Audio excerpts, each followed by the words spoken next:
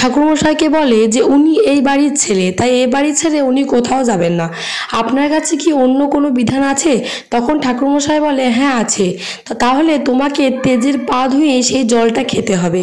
কথাটা শুনে তেজ আপত্তি জানায় ঠাকুরমশাইকে, কিন্তু বাড়ির সবাই অমঙ্গলের কথা ভেবে সুধাকে এই কাজটা করতে বলে। তারপরে কিন্তু সুধা এই কাজটা করে, তেজের পাটা ধুয়ে দেয়।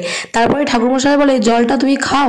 তারপরে কিন্তু সেটা খেতে পারে না সুধা, তখনই চলে আসে তরিতা, বলে তুমি খেতে পারছো, তো লাও আমি তোমাকে খাইয়ে দিচ্ছি। তারপরেই কিন্তু তেজ রেগে পদে সেই জলের সে পাত্রটা থুঁড়ে ফেলে দেয়।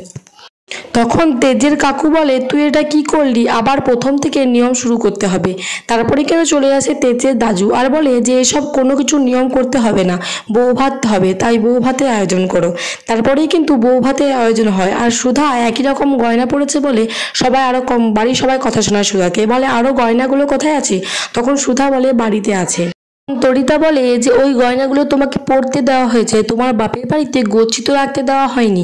তখনই ঝিনুক চলে আসে, বলে যে আপনাদের মতন আমরা অত বড় লোকও না, আর গয়না গচ্ছিত নিয়ে নেবো আমরা কিন্তু এরকমও না।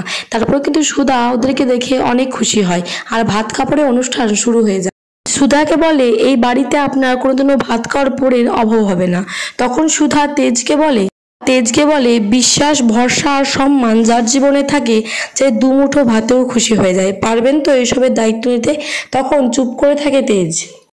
সিরিয়ালের প্রত্যেক দিনের আপডেট পেতে চ্যানেলটিকে সাবস্ক্রাইব করে রাখুন। ধন্যবাদ ভিডিওটা এই পর্যন্ত নিয়ে আসতে নেক্সট কোনো আপডেট নিয়ে।